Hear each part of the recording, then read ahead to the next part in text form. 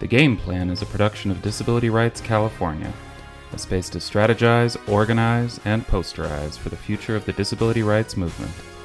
For more information on our work, please visit us at disabilityrightsca.org. Welcome everybody to The Game Plan with Disability Rights California. My name is Eric Harris, and I am the Associate Executive Director of External Affairs at Disability Rights California. I'm really excited because today we have an amazing guest. His name is Roque Bucton. Welcome, Roque, to the show.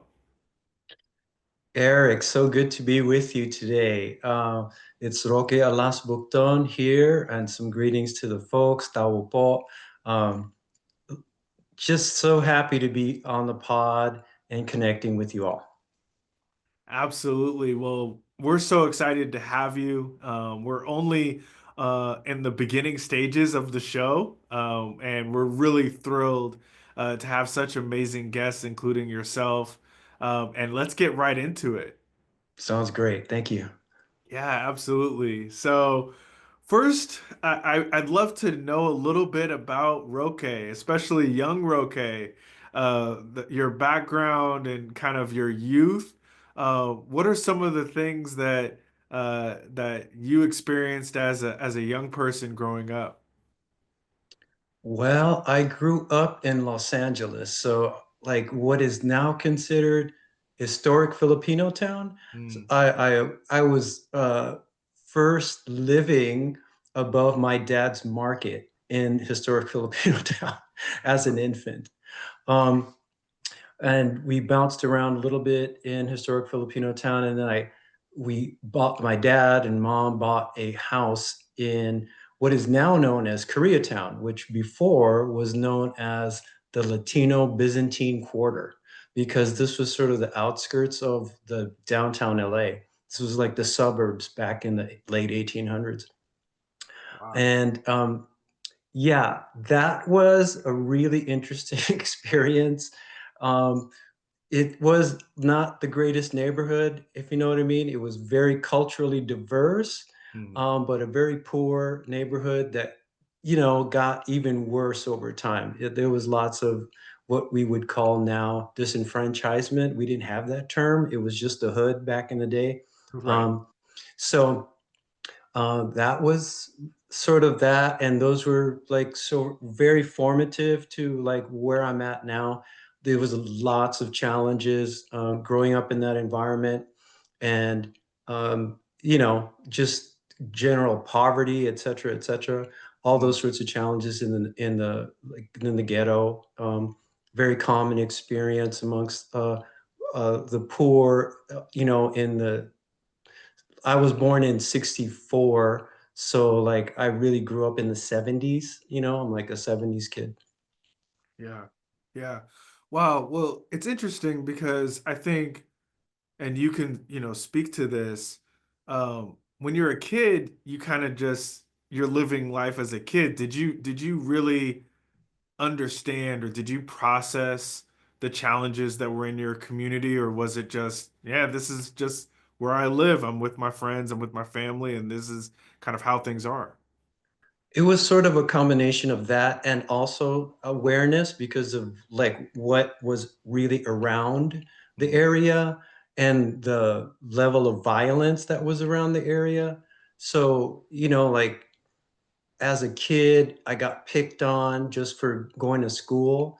Mm. Being an Asian, there was like, um, like racism, like they would say like things like, like Chino, this or that, and then, bully you Mm. because you were not, like a Latino or something like that. It was just very, um, uh, like challenging to understand why people from your own neighborhood or your own community would, pick on you just because of your race. It's hard to process when you're a little kid, walking to school. Yeah. And I did have like a real revelation and insight, and this is very distinct to me when I was, I'd say maybe in the fifth grade. So I went to a small Catholic grammar school, And right next to it was a public park. And this public park was really, really bad. So there was graffiti everywhere. There was like, I don't know, people on different substances of different kinds, gang stuff. Just, it was a really intense location for like a little kid to kind of play in. This was a playground. Um, and I did have an insight one time, and I was like looking around at the environment, looking at all the crazy folks, like the graffiti, all that. And I said, I don't know if I'm going to make it out of here before I'm like 20 something years old. And I kind of made a vow to myself or to a divine essence and said, if I can get through this, I will transform my life and somehow like commit to being the best person I could be. And I remember that distinctly. It was almost like having an epiphany at a very young age about the reality that was around me. And that if I was fortunate enough to live through it, that it would be an opportunity to do something for the community. Wow. Wow. Well, it sounds like even early on, you just had so many different experiences, whether it was the community that you were in, the schools that you went to, the epiphany that you just spoke about.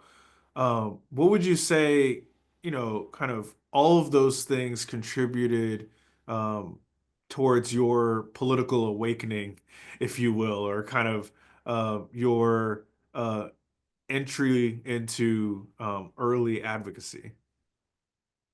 I would say just the cultural differences within various communities. Like like I said, I'm just in this kind of community.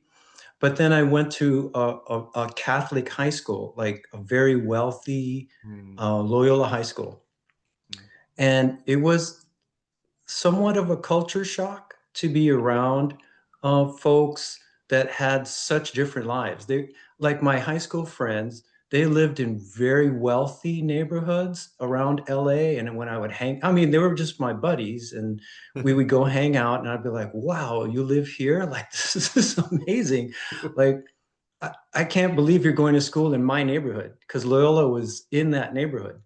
But the students who were there were from like extreme backgrounds. Like the things they would tell me their parents did were just like fantastic to me. Like they were like, how is that even possible?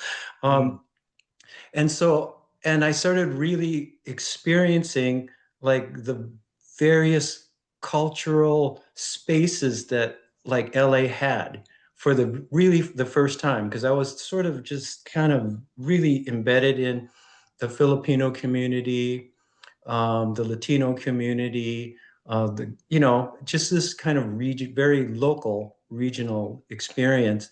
And then meeting folks that were in my high school and hanging out with them where they lived, they were like at the beach in beachfront homes. They were like in these huge houses, things that I was just like, but the part that I really connected to was that they just accepted me as me. I was their friend. It was not a class thing. It was not, we just connected as people. And so I mm. thought that was like the real meaningful part. The other stuff was just like, wow, okay, this is like a very different upbringing and experience. And it did inform me that there are differences that um like differentiate, your life experience, your view, your perspectives, and that the things that I was experiencing were were subtly, informing me about what I wanted to do in life and what I wanted to do for the community, things that I wanted to become interested in. So that's just a bit of a pretext, but you could follow up if you wish. No, I appreciate all that, Roque. And it's so fascinating. I mean, you can tell very early on that all of your experiences led to your growth and development. Um, One question that I have as a follow-up about, all of this, your disability identity, and kind of how that came about. All of us have a disability story. Um, what was it for you having the cultural elements, the community element, the poverty element, and then the unique perspective of being in a school that was as, kind of elite in terms of, Mhm. financial elite levels. What was your experience early on with your disability? Well, I was born with two disabilities. Mm, So one is a hidden one that like most people can't perceive, but I was born with like a crooked leg, like my right leg bends at an odd angle. mm, And I remember when I could still see, I still had some eyesight when I was young. And I looked at some photos and I asked my mom, I said, Mom, what are these weird shoes that I'm wearing in this photo? Like I'm a little kid. I was like, mm. what is this? She was like, oh, those are orthopedic shoes to help straighten your leg. And I was like, what? I was like, what are you talking about? Because I was just so used to being in my body, I didn't even perceive it per se as a young person. Mm, And then I was like, oh, wow, okay. The other disability is retinitis pigmentosa. So it's a genetic disorder and that affects the retina of the eye and it's progressive. So as a young person, I had really poor eyesight. And then I eventually started wearing really thick glasses. And then that kind of uh, got really severe in my mid 30s, let's say, like my eyesight really started degrading. Um, but that's really like the retinitis pigmentosa was really when I started dealing with disability. I went into the eye doctor and was diagnosed, and it was pretty like blunt. Like the doctor said, "Oh, you're gonna go blind." I mm, was like, I think I was 20 years old. And I was like, "What?" Uh, and they were like, the doctor was like, "Yeah, you have this disorder, etc." And so that was pretty traumatic, let's say, as a young person to hear this news.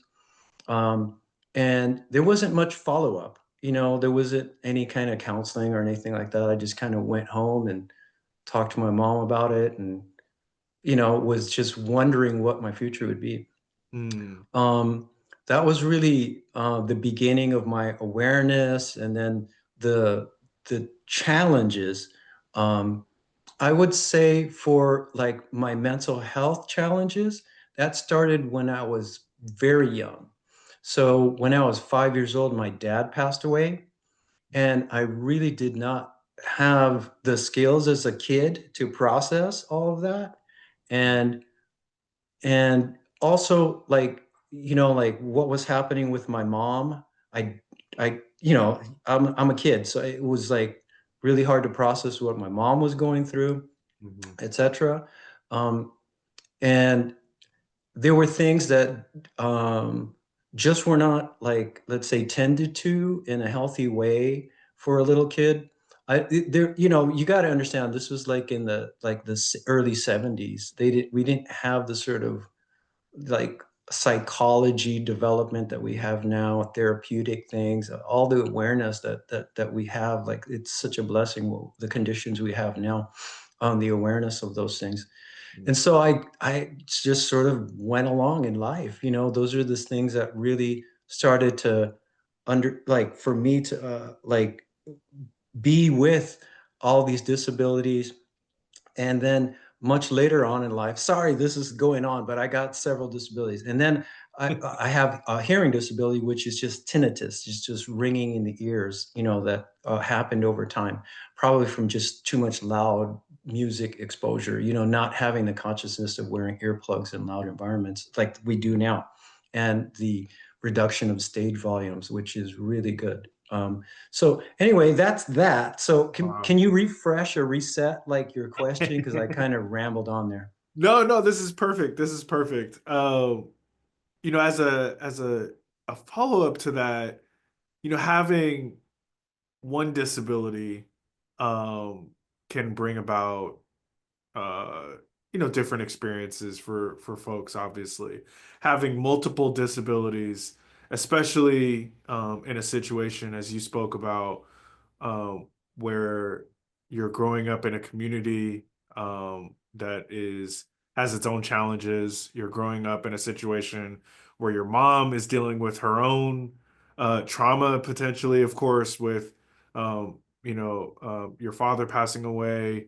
Um, how was it just navigating your disability with all of these other elements as a part of it? Your cultural background, your community background, and some of these other pieces. Well, for sure it was challenging, no doubt, because I didn't have like tools or guidance initially.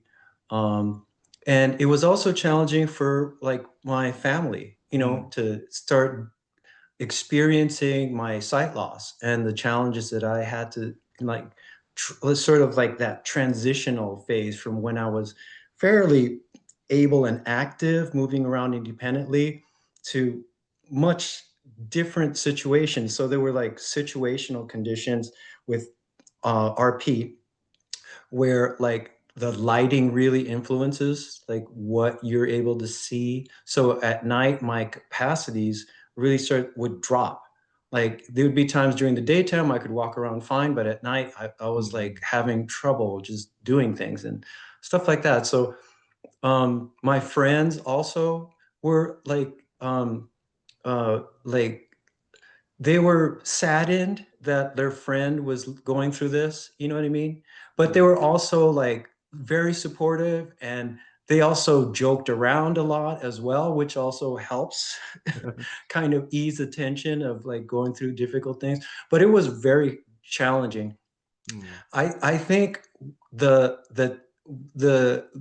for the vision impairment, the time I started going to the Braille Institute and meeting other blind people, that's when I really started to shift my perspective on what it meant to be a disabled person. I started encountering very well adjusted blind folks.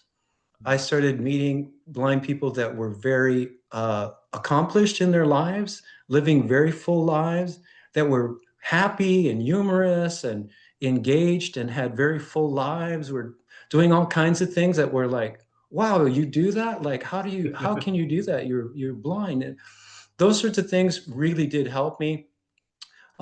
Playing in a blind band, that was like probably one of the most healing things that really benefited me. It kind of merged two passions, um, like music and the disability. So, in that space, it's there's kind of like just direct communication. There's no visual thing that's mm. affecting the what you're playing musically. And it was a great training ground. These guys were so talented musically.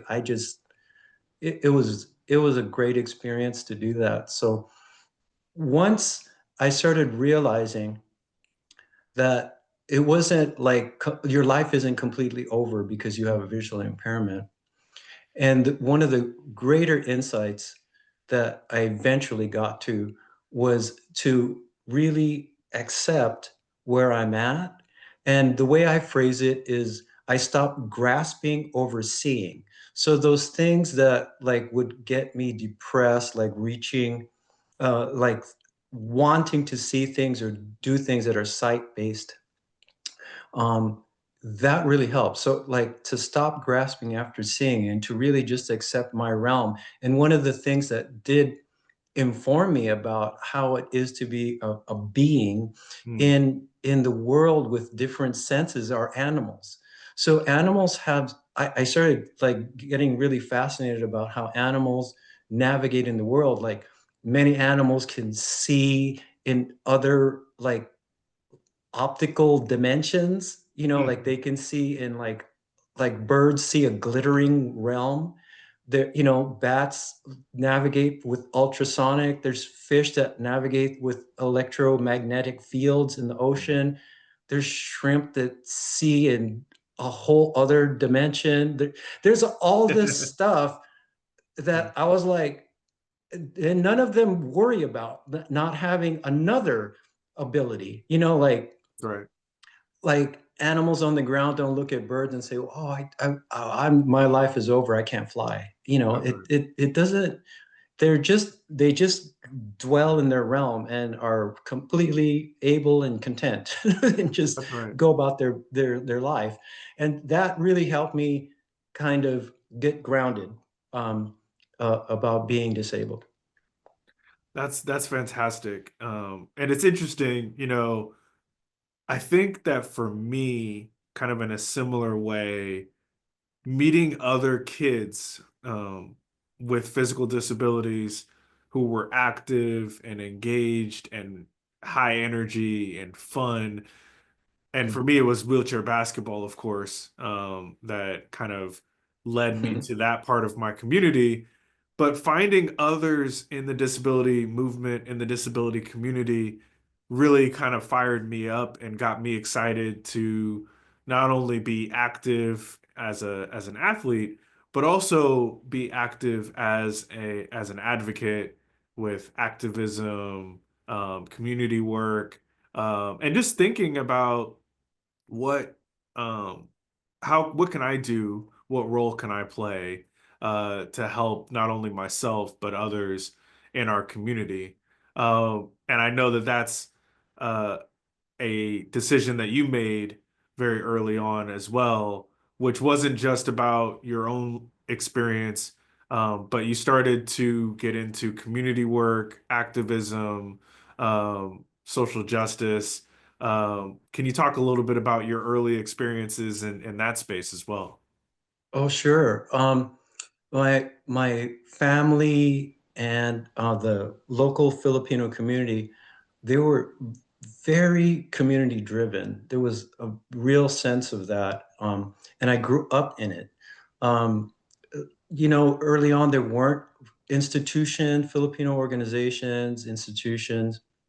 Um, they kind of just started them and built them out, and they were all most of them, from my experience, were just volunteering.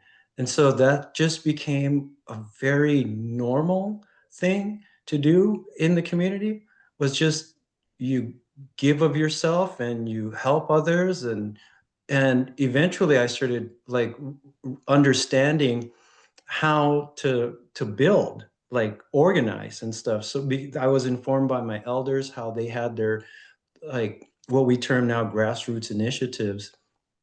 So I really did start in the Filipino community, and my passions started in, like, with most young folks, like your culture identity, etc. And so I really started diving into those sorts of things, and that led me down a amazing pathway. I started learning about my culture, and I, in, like, in your studies in America, it doesn't really cover that region of the world and its richness.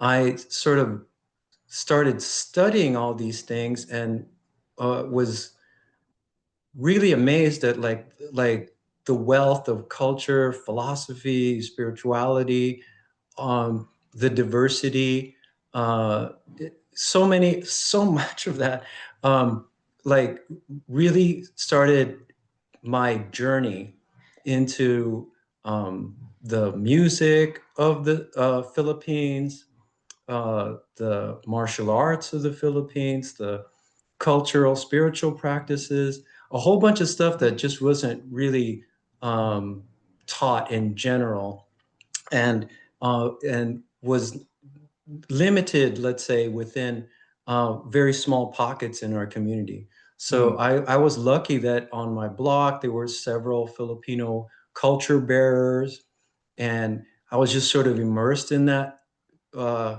culture. I didn't realize how fortunate I was to be around these lineage holders of different music traditions, dance traditions, art traditions, etc. It Mm. was a very rare sort of like little like micro community of arts and lineage culture bearers. And so I really started studying those sorts of things and going and taking that big deep dive into it. And I can branch off into any of that if you wish. Absolutely. Wow, that's really fantastic, Roque. And I'm wondering, you've talked about music, art, kind of stories, culture. How do you see some of these pieces connecting to disability? And I know you talked a little bit about it with the idea that some of the other experiences um, of folks can influence how we view disability and other circumstances. But what would you say about just the connection between disability and some of these other art kind of forms? Sure. So, as a lead-in, bit of a preface, um, I was shopping in a record store back in old school, back in the day record store, That's World of right. Music, where they had all this world music records. Like it was literally like a couple of blocks from my house. And I walked in there and I was just curious and I was like, oh, they got a Philippine section, right? I Mm. was like, whoa, what's this? And I looked through the records and I was like, what? It was an album that said like Kulintang gong music from the Southern Philippines. And I was like, I had no idea what it was. I was like, what is this? You know, there were some other modern cultural folk albums. There was like People's Army album, which is like like kind of a rebel group, or let's say social progressive political wing in the Philippines, and they had Nice. that album. And I was just like, what is this? And I didn't buy them because I had no idea what they were. Then I kind of let it go. About a couple years later, I went to a Philippine Independence Day celebration in MacArthur Park. And this was back in the Mm. day where MacArthur Park was like, oh, it was it was not a great place like it is now in the Yeah. year 2025. Right. And I was in the back, just like, what the hell am I doing here? This is an awful event. There was like all these kind of really bad political speeches, and Mm. I don't know. It was just I was just like, what am I doing here? Mm. And then all of a sudden, this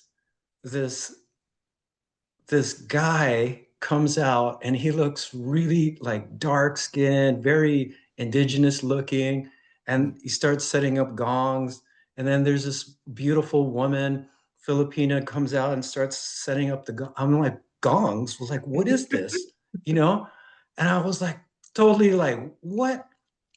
Because I was a musician at that point. You know, I was playing music, you know, I was in Okay. a percussion ensemble, etc. So I was like a magnet. I went from the back of this event, way in the back towards, and I just moved up. Like I just Mm. kept going closer and I just kept looking at the gongs, and then they started playing. And then I was just totally blown away Mm. of this amazing gong drum tradition of the Southern Philippines. And I went after the set, went to the back, and I told them, what is this? I'd love to learn this. Do you guys teach, etc.?" Oh. And that started my path down the gong music of the Southern Philippines called Kulintang. And they were in their very formative stages of starting a nonprofit, the World Kulintang Institute. And I just became a pest. And they would joke with me, who is this guy that keeps calling us about classes and stuff? And and then I was just in it. I was just in my element playing gong music from the Southern Philippines. We eventually Wow. recorded the first gong music of this tradition on CD. Um, and I eventually ran back to that record store, and the two albums were still there. And I bought them. And Wow. so we started like an entire institute. So there was the World Kulintang Institute, which is in Reseda in the Valley Mm. in Los Angeles, teaching the music, touring the music, playing, you know, under the Music Center on Tour program, etc. Tons of gigs, tons of cultural, like Wow. tangents that are connected to the traditions. There's a wealth once you dive into the culture. The gongs are one aspect, and Mm. then all these other things just start unfolding in front of you that are connected to it, culturally speaking. And that was my deep dive. To circle back now to the disability part of this culture is also martial arts. So there's Mm. a martial arts tradition that has several names, but like Kali is one of the main names, Eskrima, Arnis, there's several, and they're related to the Indo-Pacific Islander martial tradition. So they're connected to Indonesia, the Silat tradition, and also to southern India, the Kalari Pait tradition of southern India. These are Wow. very deeply connected stylistically and traditionally and culturally. And so as a person who was very conscious that I was gonna be losing my eyesight, because I was already having poor eyesight, I wanted to really dive into the martial arts while I could Mm. still see. And so I practiced as a visually impaired person a very sophisticated, let's say, martial style that involved like sticks, knife fighting, sword play, etc., Wow. which really required a lot of visual acuity. And I was trained against able-bodied, fully sighted folks, and they became my cohort. And I really did get to an accomplished level in that. And and I knew that that would also be of great benefit because I knew at some point I'd be walking around with a cane, you know. That's right. That's right. Yeah, exactly. And so I was like, this is so ideal for a person that eventually be dependent upon a cane for their life, really. And it really did help my mobility. Wow. I'm really good with my cane skills because of that, like that background and Mm. awareness, like the full capacity that I have with my cane. So that's just a neat little bow on that. Wow. Well, that's really, really fascinating. And I have to believe the other folks who were in your cohort and just around who got to witness um, the passion and energy that you brought to uh, to the martial arts and um, just like how good you were at it. I'm sure that it carried a lot for them to go back to their communities, go back to their families and otherwise, and just be thoughtful about having somebody with a disability included in our team or on our cohort or part of our culture is important because they bring things that maybe otherwise we wouldn't have had. So I think I have to believe that made a major difference on a lot of those folks' experiences as well. Sure did, and also my colleagues, my friends, my musician friends, my martial friends. To also, it was challenging for them to experience my diminishing eyesight over time. Mm. You know, and they were still very supportive of me. You know, understanding, let's say. But it was also challenging, to see someone so, let's say, capable and then starting to diminish in like eyesight abilities. Um, those sorts of things were very I learned a lot about how to be in the Mm. world as a visually impaired person. That was really a transformative time in my life. I'd say yeah, that was really quite amazing. Yeah, yeah, and just as a side note, I eventually started training at the blind dojo after my eyesight Wow. really started going down. So I have that as my part of my background. That was where the Paralympic judo players in Los Angeles trained. So I got to play with them. Yeah, that was a great time. Wow, that's interesting. And I know, something that just came to mind, of course, as folks live longer, Mhm. acquiring disability is just part of the our lifespan. Um, and having vision loss, especially as you get a little bit older, um, a lot of people will try to do everything they can to either deny that it's happening Mm. um, or or otherwise, they'll let me do anything else besides, uh, have to either have a cane or use any other types of support. What would you say to somebody, and of course this happened to you, your disability early in your life, but what would you say to folks who are navigating maybe a little bit later in life or any point in their life, um, about, especially vision loss and kind of, uh, as they uh, grow and get older? Oh, sure. Yes, I completely understand this, having experience with other folks, just sharing like the journey. I'd say one of the main things is to be free of shame. Mm, Um, there's lots of folks that like they have a certain sense of ego and pride about how they are as an able-bodied, quote unquote, person. And then there's some stigma to now being a disabled person, someone that may be reliant on a mobility device, et cetera, or an assistive technology, mm, whatever it might be.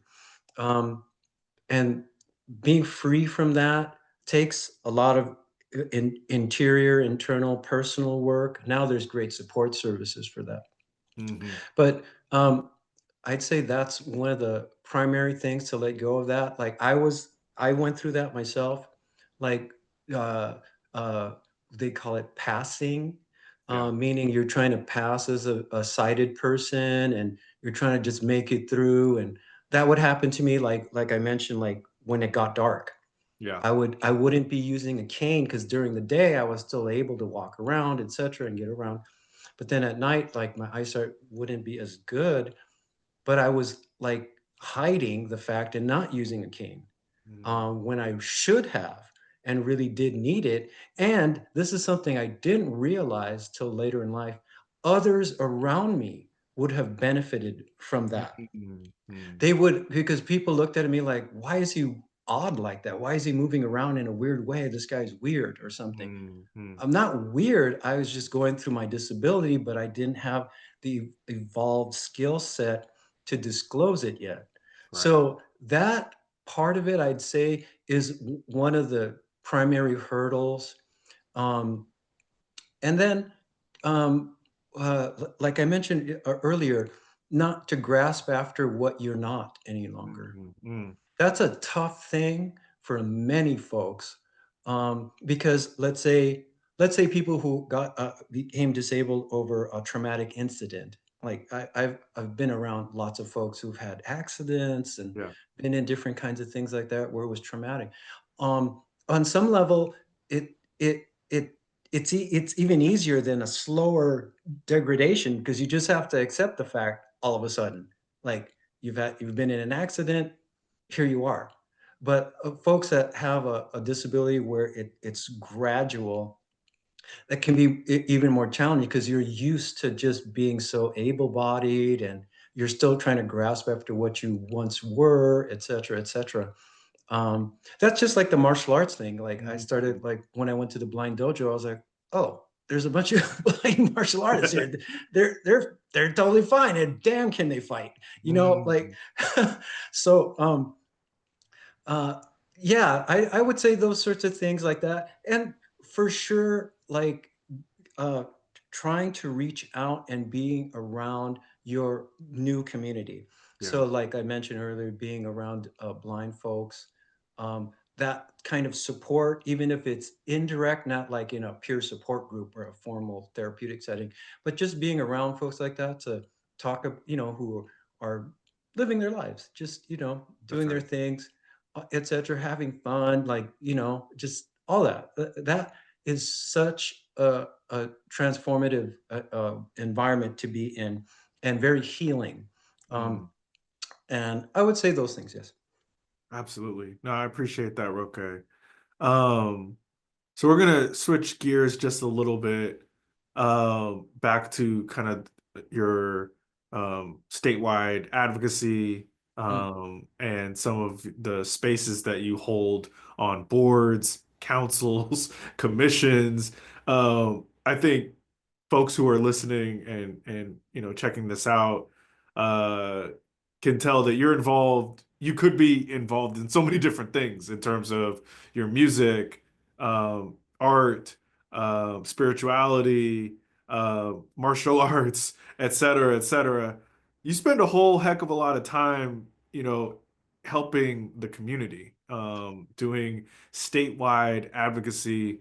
Can you talk a little bit about, um, why you think that's so important and what you think we as a disability community can do during these times? It's challenging at the federal level, challenging in some ways, of course, at the state level, local levels. What would you say as an advocate who's chosen to do this? What would you say to our community on ways that we can kind of lean in and hopefully improve our situation? Well, as I mentioned earlier, I was really grounded in community service as a young person. And as that extended out and we built these things out culturally, um, it just became a normal thing to me to tend to my community, whatever that meant. And very early on, it was in the Filipino community, but it started to expand. And it- through my journey, I was very conscious about like how RP affects your life curve in terms Mhm. of eyesight.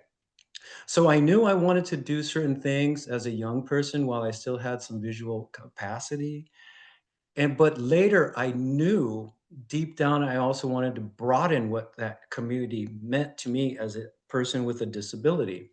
So I knew later on in my life, as my eyesight shifted, I wanted to really start to embrace the disabled part of my being and extend my service to the my disabled Mhm. community. Mhm. So I really started doing things for the blind community, working in that sector at first because I was so, let's say, connected to that part of my disability. I then started working in the mental health sector because Yeah. a friend of mine encouraged me to get connected to the LA County Department of Mental Health. They were starting a um, disability advisory council, which is now named Access for All. Mhm. And that was a really good uh, place for me to start expanding, like, let's say, moving out of the silo of the visual impaired community, Mhm. expanding outward into just disability and disability, including mental health, because I experienced those mental health challenges Yeah. going through my disability journey. And I knew that there were others that may be also struggling, and I encountered them, in this disability advisory committee, and they were also talking about things like equity in services, um, like the discrepancies in the services that were available to people with disabilities, the lack of cultural etiquette Mhm. amongst therapeutic practitioners, etc. And I really was like, well, let's transform that. Let's really work out. Let's get them accountable. Let's make these changes manifest and come into being so that we have a uh, better conditions for all of us. I grew up prior to the Rehabilitation Act and the ADA. That's right. So I kind of know what it was like. Like I didn't have these accommodations when I went to school. It was Mhm. really challenging. Like I was staring at the chalkboard, like the chalkboard, a visually impaired person trying to keep up in a classroom. Like what, you know, Yeah. it's so different now. Yeah. It's so the conditions are so much better on so many levels, like the assistive technology, etc. It's amazing. and so I do understand what those challenges are and what it means to fight for those sorts of things.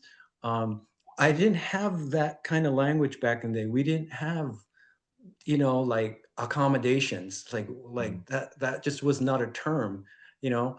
Um, and so I I do recognize the our prior leaders that brought about the Rehabilitation Act, Americans with Disabilities Act.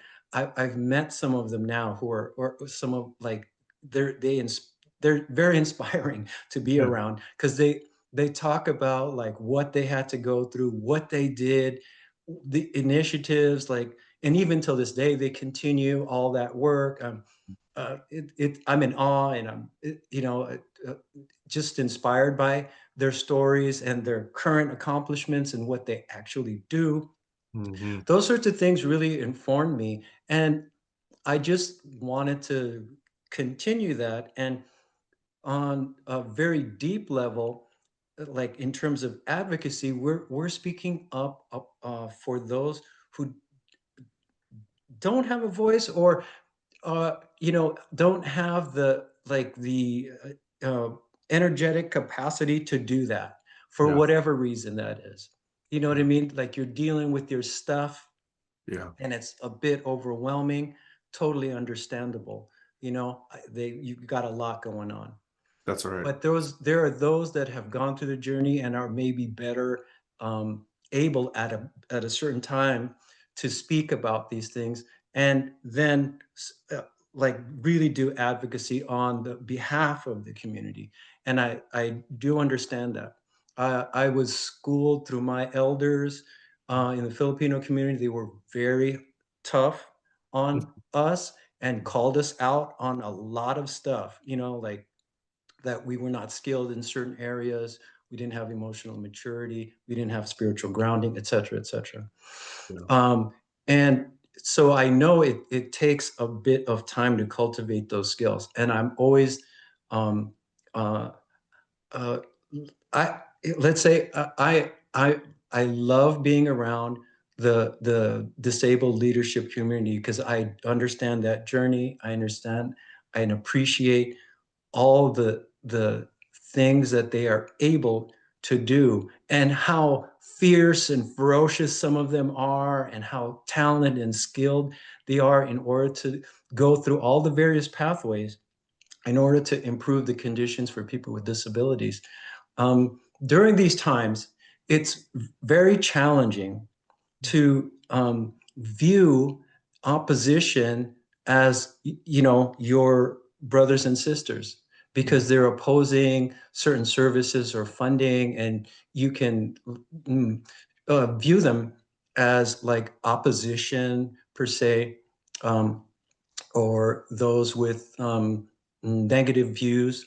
So I try to really work on the issues themselves, and to dissolve, like, let's say, political bias, Mm. which is not easy to do these days, um, racial bias, um, economic biases. I really try to ground myself in humanity. Like, this is a human thing. Yeah. These are people that need compassion, care, etc., and thoroughly ground myself there. And it's like our brothers and sisters who are on the streets. Yeah. Most of them have disabilities. I think of it as a disabilities issue, like compounded upon by being unhoused. Yeah. That they are trying to tend to themselves in any which way, meaning like maybe self-medicating, etc., trying to find some kind of relief. I don't blame them in that regard, or look down upon them for trying to find some relief, trying to find some peace in a very challenging experience, um, going through uh, a very challenging environment to navigate, Yeah. etc. Yeah. Repeated traumas, etc., and trying to heal through that. They just build upon themselves, and so that's where advocacy comes in. We're working to really improve their conditions as best we can. That's right. That when faced with, let's say, policies that impede their well-being, that's where like I think we need to stand up, rally folks across the aisle, look at our common humanity, and tend to people as best we can. So I'll pause it there just to reset. No, I really appreciate, those points, Roque, and I feel like, as a colleague and friend of yours now for years, I can say thank you for all the work that you do and the way, and not just the work that you do, but how you do it. You always do it in a way that is welcoming, do it in a way that is inclusive of all people's kind of ideas, backgrounds. And I think that's what we need more than ever during these times. And so I just, want to appreciate you for doing what you do, how you do it. It's been wonderful to collaborate and to watch you do amazing things. But doing it with grace is always something that I've been able to respect. Thank you for those very kind words. Thank you so much. I would say one of the keys for me is really listening to the community and what they're expressing and Mm. trying to assist them in achieving, let's say, their aim or goal. I learned that through trial and fire in the Filipino community, and Mm. building out a festival and an associated nonprofit with that. Um, we were running the largest Filipino cultural festival for many years. A shout out to FPAC, the Festival of Philippine Arts and Culture, Mm. just recently having its plus 30th year of production, so it's still up and Wow. running. And um, the, um, but that experience really taught me how to listen and um, uh, let's say, uh, integrate, engage, and attend to how the community wants to express itself in its fullest way. That experience really helped me, um, let's say, facilitate like a Mm. meeting, to listen to what the community is saying, to understand that like uh, a an attack or a harsh criticism was a learning moment for that body, that committee, etc., on how to address the real passion. The folks like that express themselves in, let's say, challenging ways are very passionate about an issue. And so, listening to their passion and trying to guide it, support it, so that their aims and outcomes um, become beneficial to the community. That's a real goal. And I'm really thankful for my community experience and being able to uh, facilitate that. And a lot of things just start unfolding on their own once people have their own space to express these sorts of things. Things start building out on their own. There's a different culture that gets established, meaning the community starts to realize their voice is being heard, and Mm. they and then also giving them the responsibility. So that's the other side of it. It's like, okay, you asked for this, so now you got to do it. That's right. You got to actually do the work now. You wanted this, right?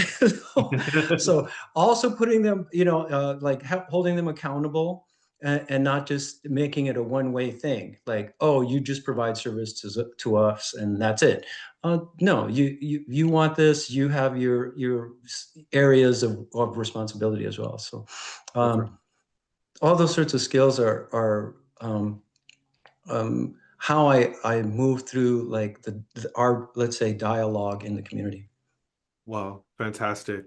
Well, we're gonna start closing up now. I can't finish a conversation with you without a couple of things though. And you probably know where I'm going, but Dodgers are still playing. The LA Dodgers, of course, and the LA Lakers season is about to begin. What are your thoughts as we kind of get to the end of baseball season and then during basketball season? Yes, I am definitely a sports fan. And being from LA, these are my favorite hometown teams. Um, the Dodgers are it it it's amazing how good a team they are because they're facing like a better team technically, like Mhm. the Philadelphia Phillies. Um, it reminds me of the prior season when they faced like their toughest opponent getting to the World Series, which was the San Diego Padres. Yeah, It I think the Phillies are really a really challenging team, and the the skill of Dave Roberts in managing his pitching staff, not just the bullpen, because he's been using his starters in the pen, which is like it's a really let's say novel approach. I think he's been one of those innovators of like there's a starter kind of pitcher and then he right, uses right. all that. So a very progressive view on using the arms that he's got and not just traditional roles. And well, obviously he can't rely upon them because the bullpen, the pitchers have been pretty shaky prior to the playoffs. That's And right. for the Lakers, oh my gosh, it's a whole new season, a whole new transformation. We're right on the cusp. I don't know, is LeBron like going to retire? Like, he had this like kind of 10-second advert, or I don't know. It's amazing. And then this whole new era of Luca, and it's beautiful. They're inspired. It's a really beautiful thing to marvel at our human capacities in all kinds of ways, in arts and in sports. And I just enjoy that. And how about you, my friend? What Oh teams man. are you? I, I refuse to talk about it, you know? It's funny because I'm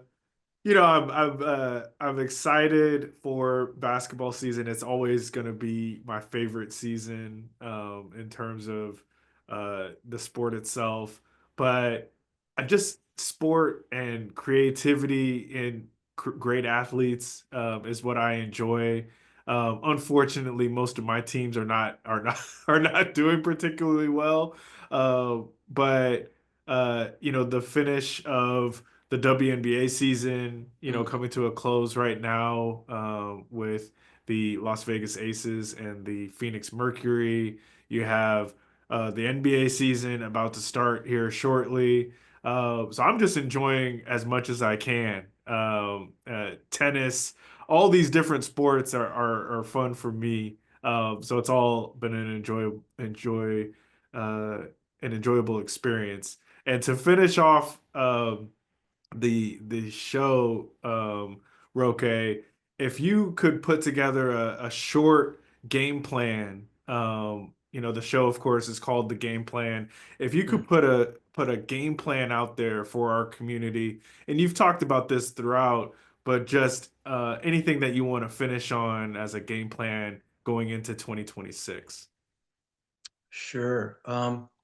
I'd say one of the things that I would want to build out or work on is how we can uh, develop a best practices for navigating social media, like how to fact check things like that. It's Mm, sort of the parallel concept is like sort of the know your rights card, hmm. for like immigrant communities right now that are being stressed Yes. by ICE raids, etc. And they don't know what their rights are, but they need kind of like a guide.